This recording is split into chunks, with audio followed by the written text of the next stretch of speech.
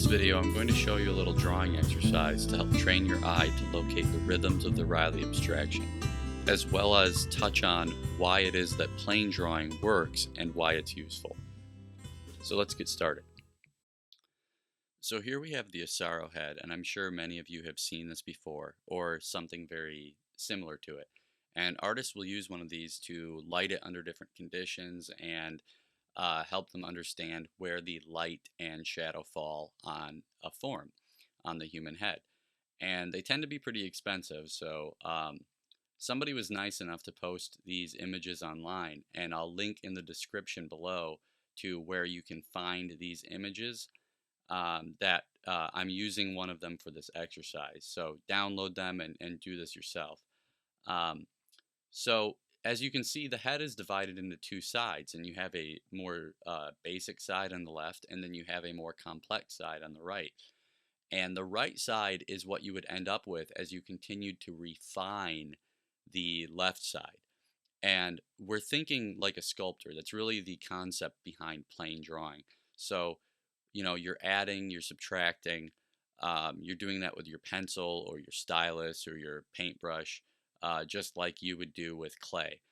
And it's important that you start to think like that to understand why it is that the Reilly head is even useful, because it is something that we use to give us a series of planes. So I'm going to jump over to ZBrush and just very quickly go over the concept behind plane drawing.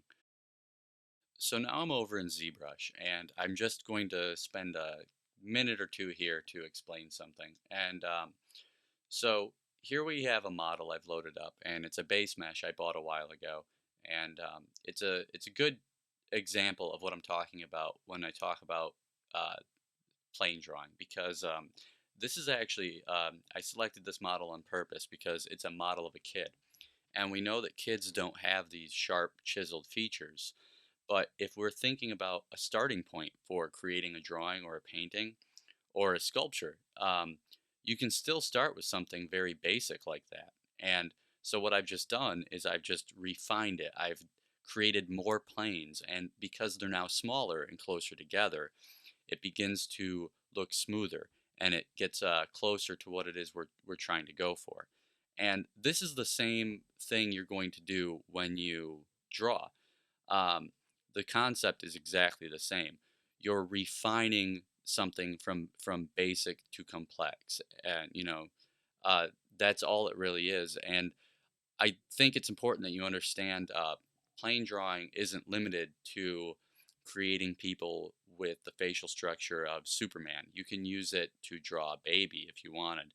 I mean, it's very good because it's you can it's what's going to help you to understand lighting, which is really the thing most people have trouble with, is lighting. They don't understand how to how and where to place shadows, and understanding planes. That's what helps you understand where it is you're going to place light and shadow, and why, and this is more important, why light or shadow will fall and catch in the areas they do. So the reason I think the Reilly method is the best way of giving you those planes is because it's going to give you planes that are custom tailored to the individual, because you're going to find these rhythms on a model, but you're going to adjust them based on what you see or what you're trying to capture. And the Reilly method has that kind of built in because it's very organic. It uses curves and it uses ovals, and you're going to adjust them based on what you're going for. So you'll end up with a series of planes, and it's important that you understand why planes are even useful, or you're not going to be able to take advantage of the planes that the Reilly method gives you. Um, but the great thing about the planes the Reilly method gives you is, if you are accurate in how you place those rhythms based on what you're trying to capture, your starting point is already much further along than it would be if you used a much more rigid system. So you're still going to need to refine to adjust them to the individual, but because you're using organic shapes, you're using curves and you're using ovals, you have a starting point that's much closer to a finish. So now let's jump back over and we're going to do a little drawing exercise that I think is going to help you to train your eye to find the rhythms of the Reilly method, the Reilly abstraction on a model. So now we're going to do a little exercise that's going to help train your eye. And we're going to draw the rhythms of the Reilly abstraction over the Asaro head. And we're looking for these measurement points and we're looking for these rhythms on the model we're actually trying to draw. We're not going to impose them on the model. And what I mean when I say impose them is, so you notice right now I'm doing the thirds of the front of the face, but I'm going to have to adjust it based on what's underneath it, based on what I'm looking at, rather than try to stick to a very rigid system of measurement. Just like if you were drawing an individual, um, their nose may be a little higher or lower, or, they may have a higher or lower brow. And you need to make those adjustments if you're drawing that individual. So I'm going to put in the corner of the brow here, and I'm just following what I see on the model like that. And the useful thing about doing this exercise on the Asaro head as opposed to starting with a photograph is the plane changes on something like this, which is very sculptural, um, are going to be much easier for you to locate than plane changes that tend to be much more subtle on an actual person, depending on the individual.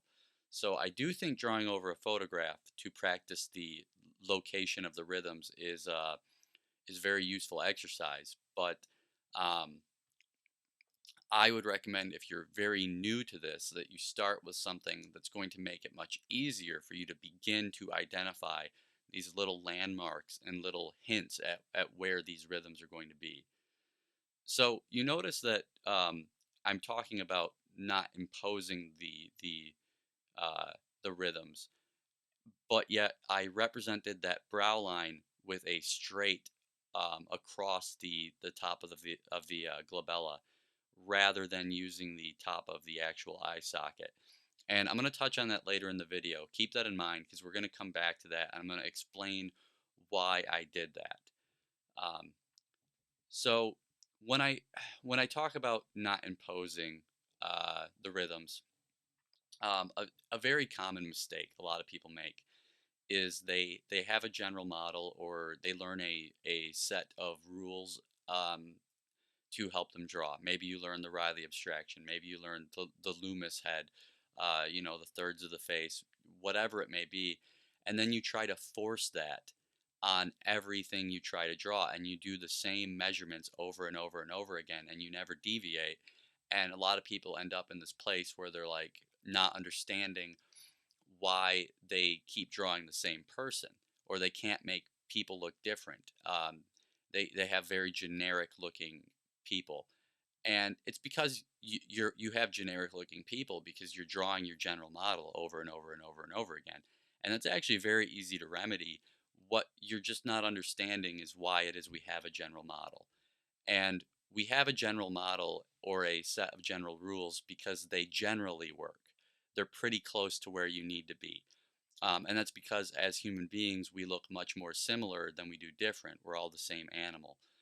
Overall, we look much more similar and we follow the same rules. But there are these little deviations, and you have a great degree of differences between people of different ages, between people of different genders, between people of different races. And when I say differences, what I'm talking about here specifically is structural differences, differences in how the actual bone structure is, and that's what we're capturing with planes.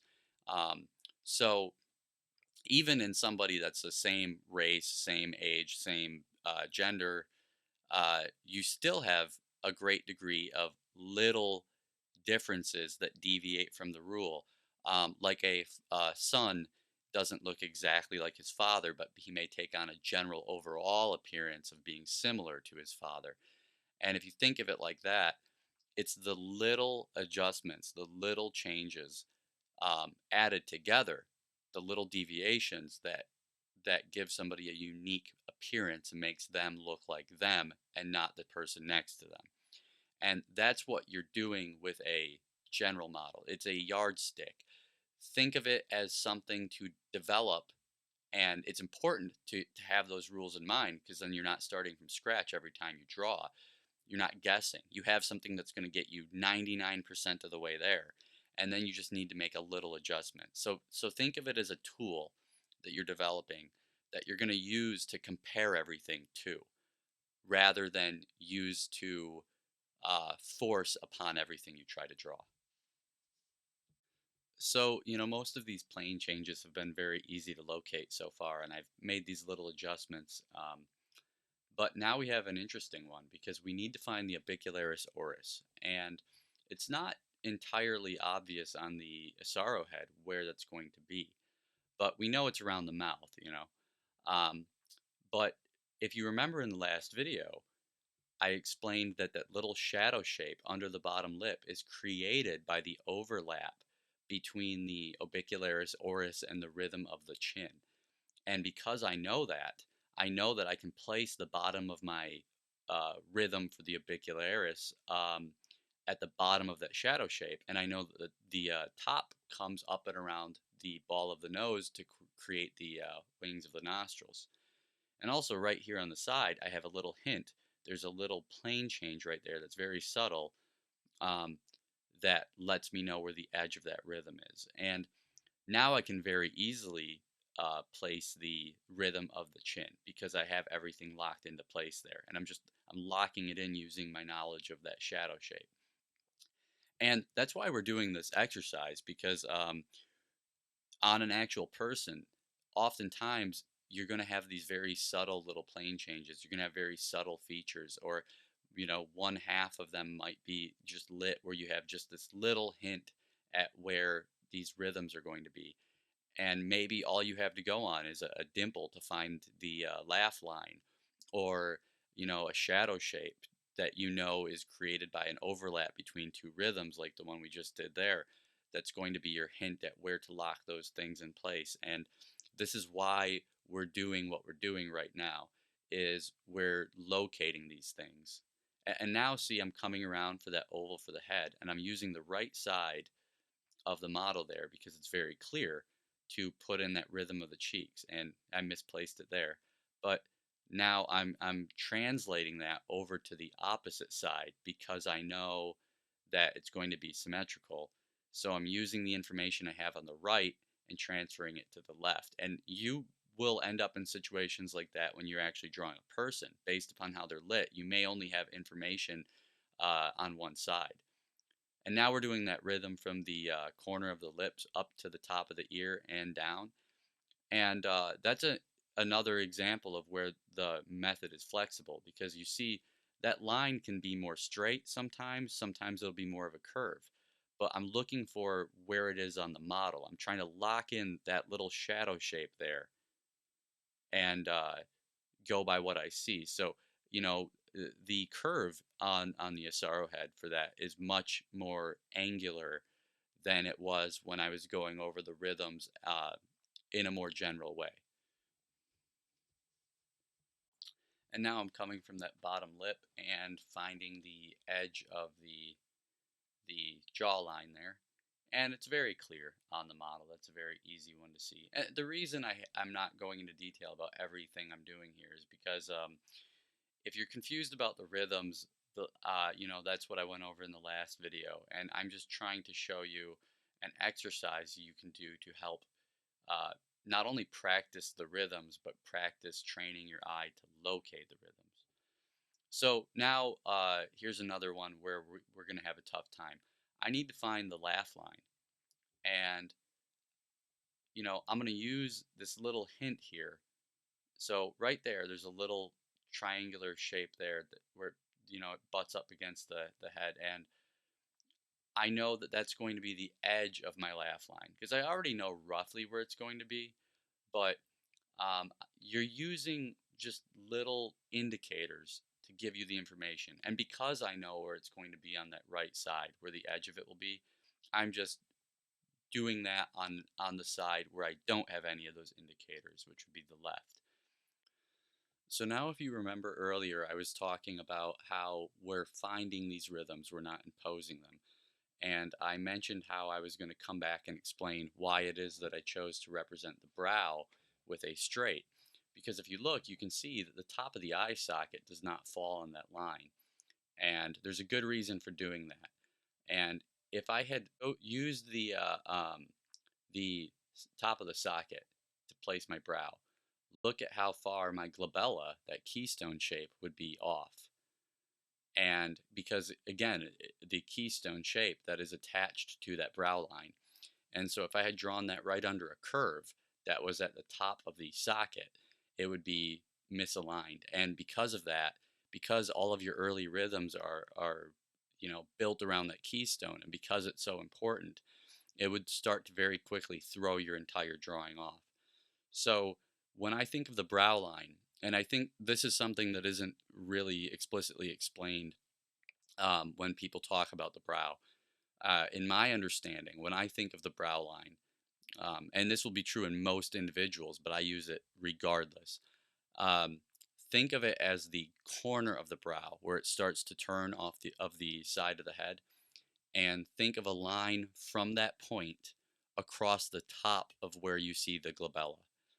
And that line can be curved if you're in perspective, or if the head's tilted away from you, or up or forward. That line can curve, but if you just think of that brow line as the corner of the brow across the top of the glabella, that keystone which is attached to it, it's really going to help you create a more accurate likeness. And just think of that when you're putting in the brow. Don't go for the top of the socket. The top of the actual socket shape is going to vary individual to individual, and you can very easily refine it at a later time. You can go back and just put some more lines in that are going to fix that issue. But if you misplace your glabella, it's going to cause you all kinds of problems. So, don't go for the top of the socket. Don't go for accuracy in the socket shape right away if that means that that's going to come at the cost of losing um, the placement of the keystone, because you really, really need it. And I keep going back and forth referring to it as the glabella and the keystone. And I think, keep in mind, I'm talking about the same thing. I'm using two different terms because you're going to hear it referred to in two different ways depending upon what book you read or who you listen to. And it's important that you understand we're talking about the same thing. So now I'm going to show you guys kind of a neat trick that I figured out while playing around with the Reilly head and doing a bunch of different versions. There are several variations, and a lot of artists will develop their own little things here. And here's one I kind of discovered. If you ever having trouble finding that width of the top plane of the skull, um, if you already have your frontalis in place and you have your eye, you can come from the outside of that eye and just take a straight line up and out, like put it right up against the frontalis shape, and that usually gives you a pretty accurate width of that plane. And then you know where the turning point is, where it begins to step down. And I don't, to my knowledge, I haven't seen anybody else use that particular rhythm. Um, Although I may have picked it up somewhere and not noticed. I mean, it's very hard sometimes to know where you may or may not have learned some little tidbit of information, especially when you're collecting information from so many different sources. Um, but to my knowledge, I haven't seen anybody else use that one, and I've tested it out, and it's pretty accurate, and it's accurate on the Asaro head, which is known to be a pretty accurate representation of the planes. Uh, so if you're ever having trouble with that, again, it's none of these things are 100%, but it does seem to be very useful in getting you, real close to where you need to be. I want to thank everybody for watching, and also for the response I've gotten from the first video. I mean, the numbers aren't anything crazy or anything, but I wasn't expecting even anything close to the amount of views that it's gotten. Um, I know it takes a while to build up an audience on YouTube, and I was prepared for that going in. So I'm actually surprised at how often it's been watched in the amount of time it's been up. So that tells me that there are people looking for this type of content out there, and I will try my best to continue to put out the kind of content that people are looking for and can't seem to find. And I know that the Reilly abstraction was something that I had some difficulty finding when I was first trying to learn it, and that was part of what prompted me to start with that. Um, Also, my audio quality, I hope you've noticed, is much improved. And I apologize for the delay between the last video and this one. I was waiting for my microphone and everything to arrive, and so that I could narrate these videos and get them up and out to you. So, now that everything's set up, I plan to keep a pretty regular schedule. I'm going to try to do at least one video a week. So, thank you guys for watching. And again, if you find the video useful, please hit like. If you want to see more of my content as it's coming out, you can subscribe below. And, comments are always welcome. If there's topics that you would like to see addressed down the road, leave a comment. And I'm certainly open to suggestions. So thank you guys. See you in the next video.